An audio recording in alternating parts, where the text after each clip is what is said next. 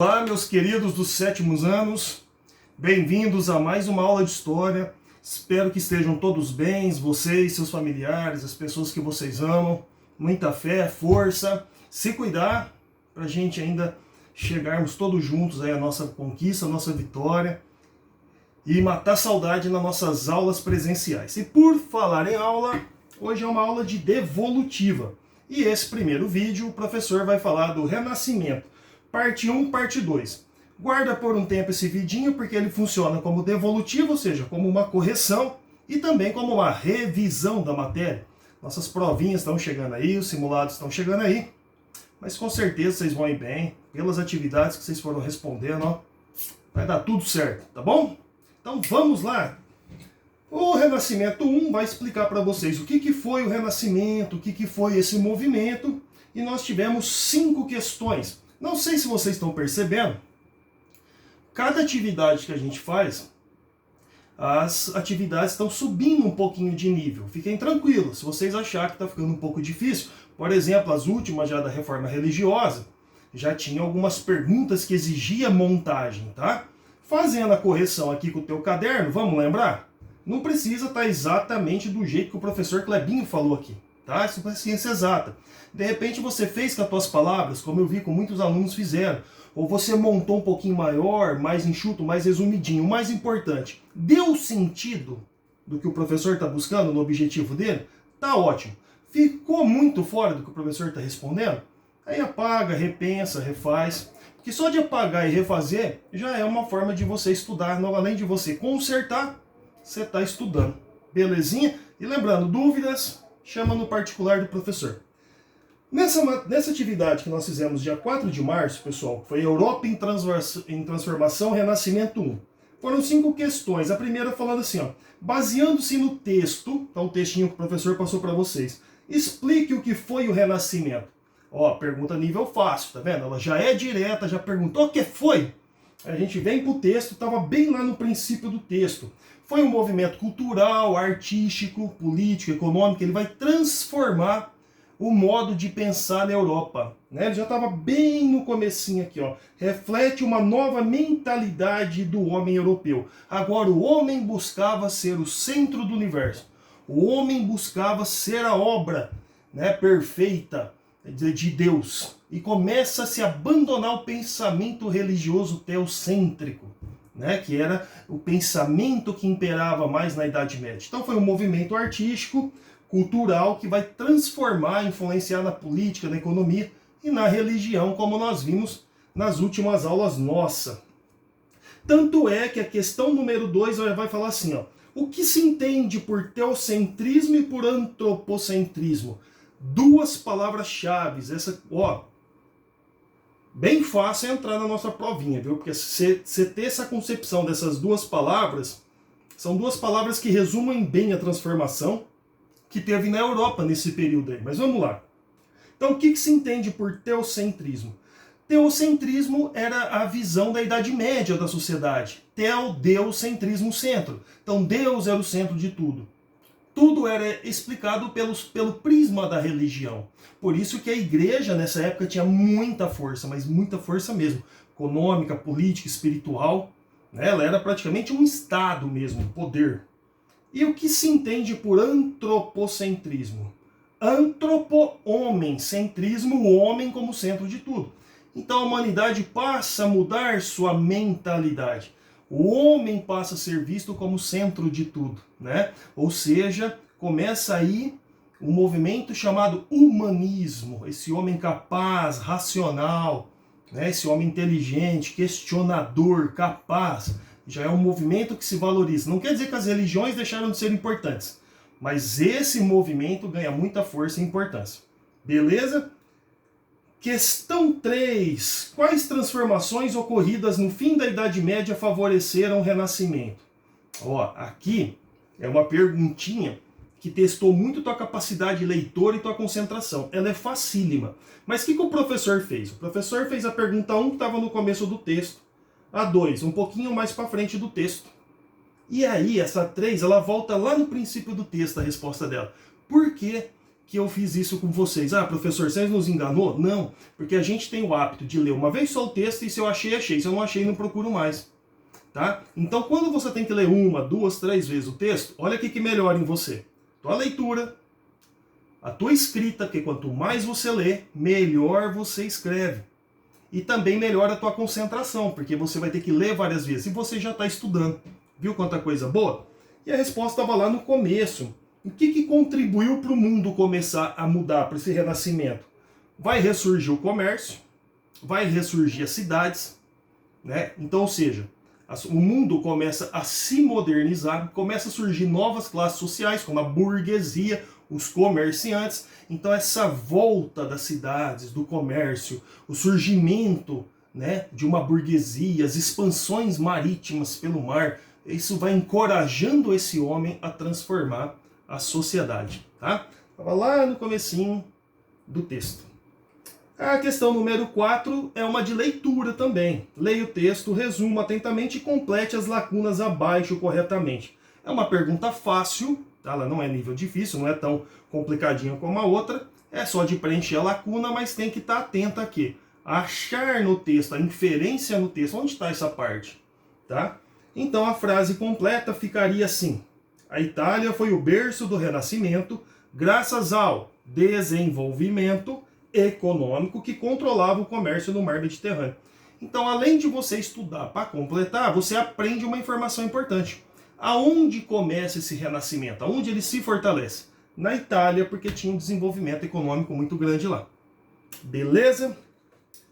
E aí, a número 5 vai falar, explique o que defendiam os humanistas e qual era o elemento principal do humanismo.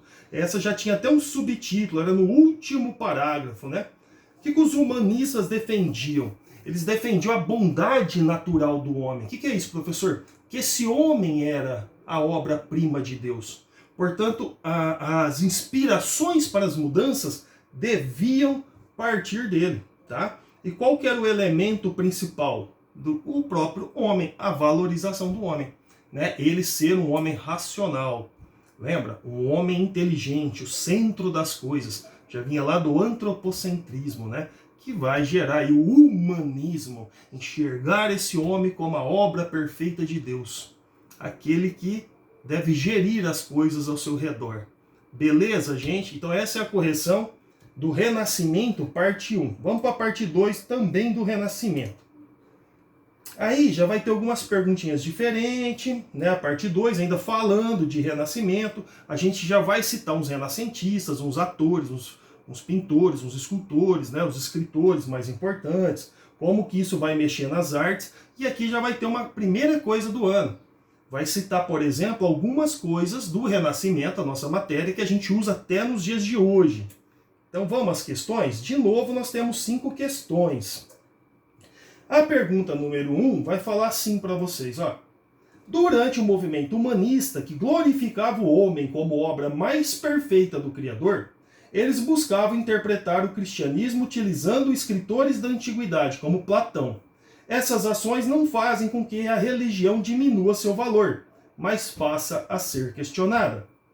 Agora explique qual a consequência desse questionamento sobre a religião. Então veja bem, gente, o que esse movimento renascentista vai fazer? Quem que interpretava as escrituras? Quem que explicava para nós, né? Era a igreja. Esses pensadores, né, humanistas, renascentistas, eles vão falar assim, ó, por que eu não posso ler? Então eles começam a traduzir os textos, alguns começam a traduzir os textos pro latim, pro grego, do latim para o grego. Tá vendo? É aquela visão que o homem também é capaz. Então eles vão agir, por que o texto fala assim, agir como os escritores da antiguidade? Eles vão analisar como, né, que o movimento renascentista, né, bebe muito nisso lá do passado. Eles vão analisar de uma forma de estudo, de uma forma racional. Então deixa eu entender. Então não quer, de novo o professor vai falar, não quer dizer que a religião vai ter importância, vai perder importância, ela continua importante. Mas agora, como esse homem, ele passa a ler a Bíblia, ele traduz a Bíblia, ele lê ela de forma racional, estudando, isso vai ter uma consequência que é a matéria que vem. Vão surgir novas doutrinas cristãs, as reformas protestantes. tá? Então, resumidamente, a resposta era essa, né? Questionando, ou seja, revisando a leitura, o homem olhando as leituras sagradas pelo ponto de vista de estudo, ele vai começar a questionar quem interpretava, ou seja, a própria igreja que interpretava antes. E aí vai ser um caminho aberto. Se você também consegue ler a Bíblia, se você também consegue interpretar a Bíblia, começa a abrir uma estrada para surgir novas igrejas cristãs. Tá? Isso daí estava no textinho lá em cima aqui para vocês, bem no comecinho, tá? Onde fala: a religião não perdeu importância, mas foi questionada, e daí surgem novas correntes cristãs como o protestantismo. Tá? Então eles vão analisar a Bíblia como uma pesquisa histórica, com estudo, com racionalidade, não só pela fé. Ok? Pergunta número 2 era de ligar. Por que você deu essa pergunta para nós, professor? Não é uma pergunta muito para gente novinha? Não, acreditem em vocês, ó, por mais fácil que ela era, muita gente errou. Isso é uma pergunta que exige de você leitura e associação. Ela é facílima, se você é capaz de ir lá no texto, associar, completar. Ir lá no texto, associar e completar. Tem gente que faz isso dormindo. Tem gente que deve ter falado: nossa, o professor brincou com nós aqui, é muito fácil. Mas tem gente que tem essa dificuldade, pessoal, de fazer essa associação. Cada um de vocês aí que está ouvindo o vídeo, cada um de vocês tem uma potencialidade, né? Cada um de vocês é bom em alguma coisa. Então vamos lá. Eu já tinha dado para vocês entenderem o exercício de presente. Maquiavel escreveu a obra O Príncipe. E o B, Shakespeare, Romeu e Julieta. Então a letra B vai ficar debaixo do A. E depois, Dante Alighieri escreveu a Divina Comédia. Livrão, mas eu espero um pouquinho para ler, porque ó, bem complexo, mas que livro, hein? Luís de Camões, Os Lusíadas. Lindo, lindo, lindo. E Miguel Cervantes, Dom Quixote. Nossa, esse livro também é fantástico, viu? Então, todo professor já leu todos esses livros aqui. Recomendo, mas espera um pouco, porque ainda está um pouco complexo. Acumula um pouco mais de bagagem, que ó, leituras ótimas. Então, a ordem certa ficaria C, E, A, B, D. E a número 3 também é de associação. Mas em vez de você colocar as letrinhas, você vai preencher aqui com o nome das obras. Percebeu como é que a gente mudou as atividades? Aqui já é mais atividade de associação. Busco no texto, associo. Busco no texto, associo. Então vamos ver lá. Quais foram, para a gente preencher o box, né? Os principais nomes do Renascimento artístico e suas principais obras. Então Michelangelo era o primeiro. Você vai poder colocar ali Pietà, Davi, Criação de Adão, Juízo Final. Também pintou a Capela Sistina. Era um cara completo, né, gente? Fantástico Michelangelo. Rafael Sanzio pintava muito imagens de Nossa Senhora e uma de suas obras mais perfeitas é a Madonna de Pardo. Tudo isso que o professor está falando está lá no textinho, tá? Onde o professor fala dos principais artistas ali desse Renascimento.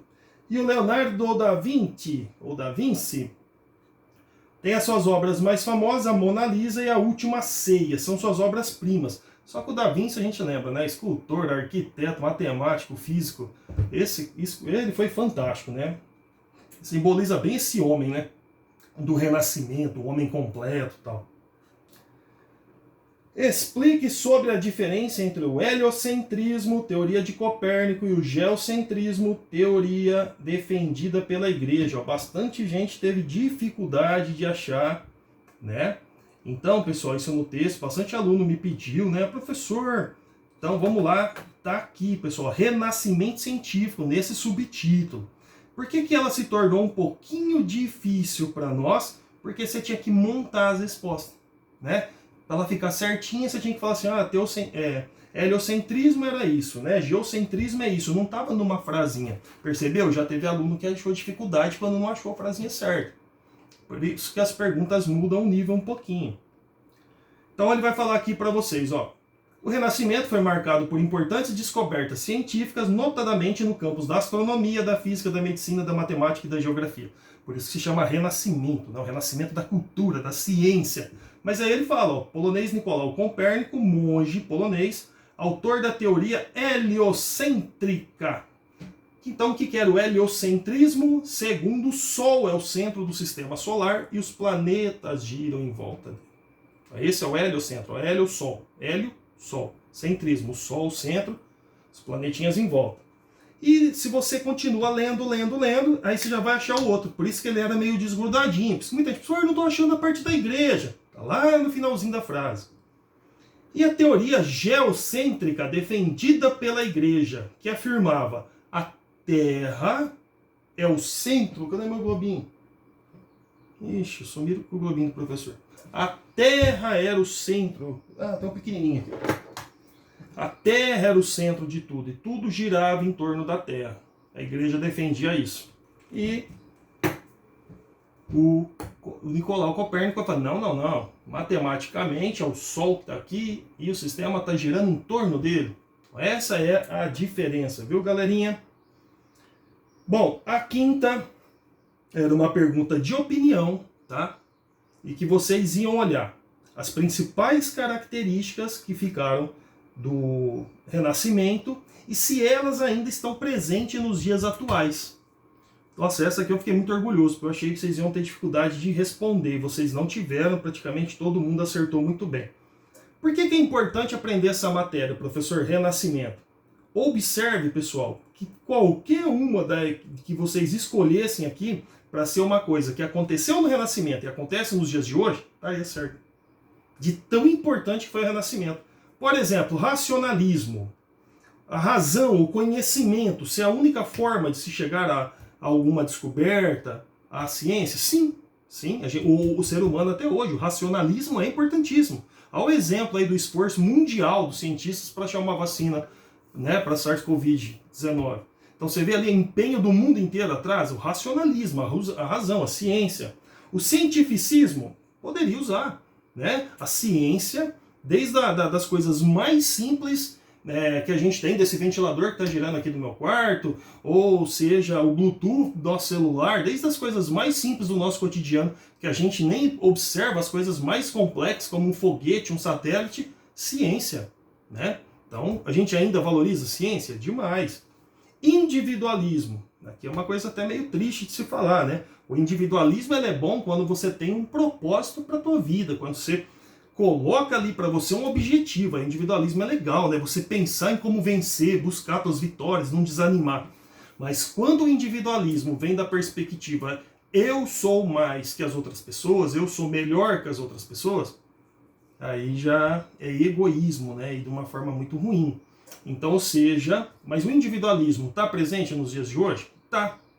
Quer ver um exemplo? Às vezes nas nossas redes sociais, a gente tem 5.000 amigos lá, 3.000 amigos.